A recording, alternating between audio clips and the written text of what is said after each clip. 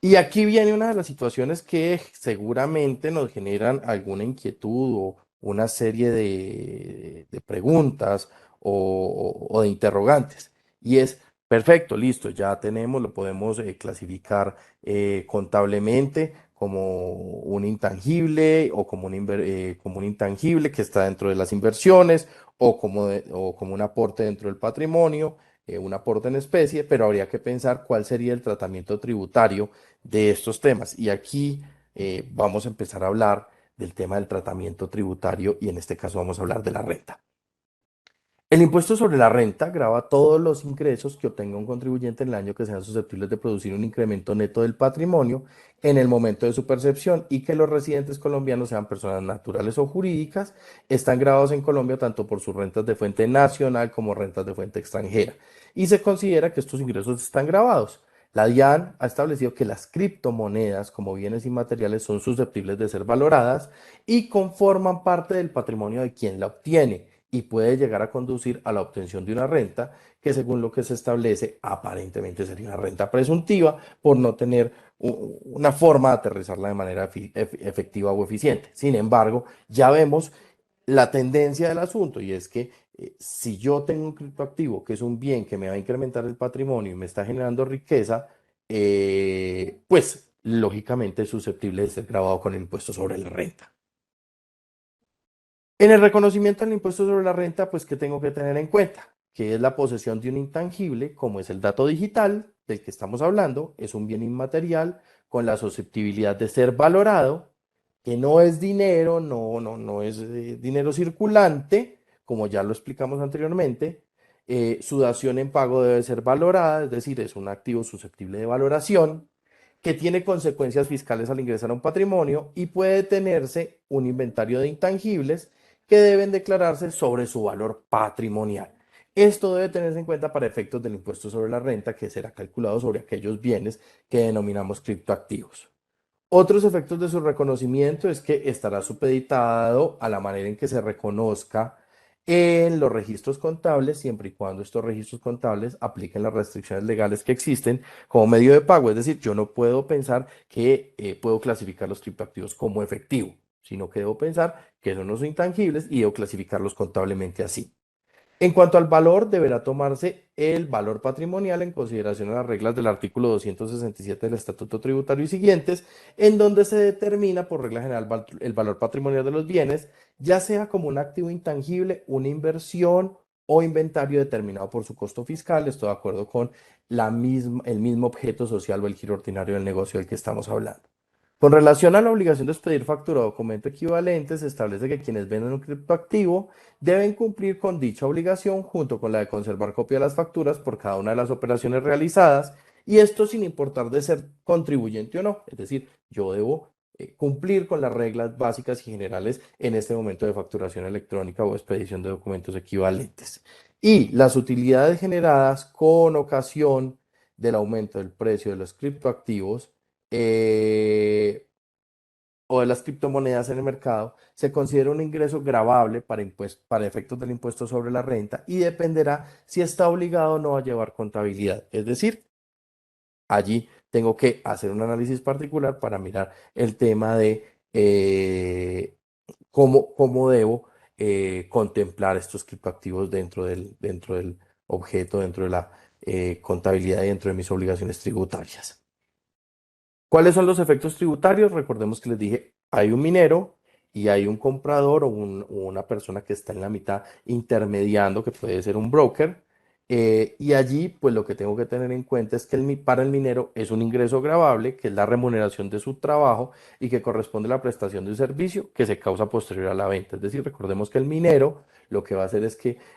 va a poner toda su capacidad técnica de conocimiento informático para extraer el Bitcoin o el criptoactivo y con esa extracción pues lo que está es obteniendo un activo que luego va a enajenar y sobre ese pues va a recibir la enajenación, va a recibir la retribución al momento de la enajenación. Y el comprador, para el comprador o para ese intermediario, es un ingreso gravable al momento de su venta y debe soportarse el documento de costos y gastos al momento en que haga la operación. Ahora bien, surge la siguiente pregunta y es,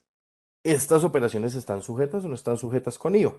Y aquí pues debemos decir que los criptoactivos que se poseen no se tiene la propiedad industrial, salvo que se haya creado y se posea la titularidad de goce y usufructo del intangible. Por lo tanto, pues se deberá revisar en cada caso si la enajenación se puede marcar dentro de uno de los hechos generadores, ya que en el caso de que no suceda, entonces no se debe aplicar un impuesto al valor agregado. Para que esté grabado un criptoactivo con IVA, este debe ser considerado como propiedad industrial al poseer la titularidad de goce y usufructo de un intangible. Y aquí pensemos en los NFTs, que son esos tokens no fungibles, donde seguramente sí hay unos derechos de propiedad industrial y seguramente sí debemos pensar en el tema del IVA. Con relación a la obligación de expedir factura o documento equivalente, se establece que quienes vendan un criptoactivo deben cumplir con dicha obligación de conformidad con las normas que están aplicables actualmente en nuestro marco legislativo tributario. Frente al ICA, frente al ICA o al tratamiento del impuesto de industria y comercio, que es un impuesto tan complejo y que a veces nos genera tantas inquietudes, pues debemos pensar también en la retención en la fuente. Si un residente fiscal colombiano percibe ingresos por el pago o abono en cuenta generado en virtud de la enajenación o explotación de criptoactivos por parte de un obligado a practicar dicha retención en la fuente, dicho obligado deberá practicar la retención en los términos estipulados en la ley y en los reglamentos vigentes.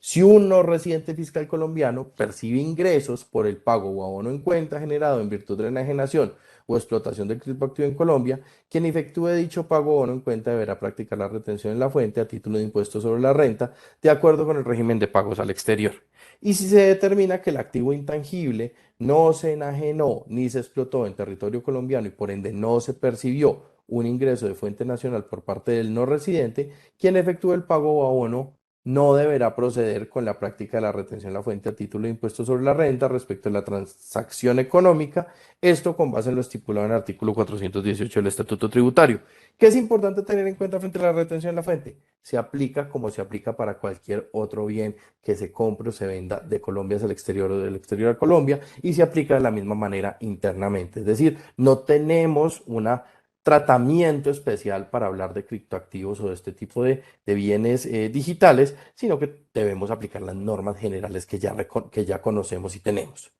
Como les decía, frente al impuesto de industria y comercio, en referencia al ICA, al poner el minero a disposición del sistema los servidores y equipos informáticos y recibir una completa prestación, podrá concluirse que esta es una actividad industrial o de servicios debido al proceso de producción o creación de estos bienes. Y sobre el trader, el corredor o el broker de los criptoactivos y su ánimo específicamente económico, según la ley 14.983, que regula los temas de ICA, este usuario ejerce una actividad de comercio por cuanto existe una implicación de compra y venta de intangible. Y en ese sentido, tanto el minero como los traders pueden ser sujetos pasivos del impuesto de industria y comercio. Y eso es importante tenerlo en cuenta. En conclusión, pues debemos pensar en algo muy importante y es que, de acuerdo con los últimos estudios, se estima que en 10 años el metaverso pueda añadir 3 billones de dólares a la economía mundial. Y compañías deportivas o relevantes como Adidas, Nike, Under Armour han anunciado proyectos relacionados con el metaverso y hoy vemos cómo van instalando tiendas o pequeños locales y se van incorporando en algo que han comenzado a denominarse centros comerciales virtuales dentro del metaverso. Estos son temas que no son menores y no pasan desapercibidos para todos los que estamos con alguna interacción en ciertos mercados y en la economía y especialmente cuando pues tenemos alguna relación con la contabilidad o con los impuestos de las empresas o de las personas a las que asesoramos, acompañamos o a quienes o para quienes trabajamos. En términos generales, pues tenemos que tener en cuenta también que en impuestos, en renta, debo observar el ingreso al momento de la venta del criptoactivo, es decir, es un activo sujeto a renta y su valoración pues generará podrá tenerse como hecho generador del impuesto. La retención en la fuente, que quien efectúa el pago o abono no deberá proceder con la práctica de la retención en la fuente a título de impuesto sobre la renta respecto de la transacción económica. Esto con base en lo establecido en el 418 del Estatuto Tributario, pero observando también cada situación particular. Y frente al IVA, pues habría que pensar que únicamente se genera IVA cuando el intangible se relaciona con propiedad industrial. Esto pues de acuerdo con lo que tenemos actualmente vigente en nuestras reglas y en nuestra legislación. En términos generales, este es un resumen o un tema que era importante comunicárselo a ustedes y agradezco al Instituto Nacional de Contadores Públicos la invitación para hacer esta exposición y para contarles cada uno de los temas que hemos tratado y que seguramente podrán ser de su utilidad. Muchísimas gracias.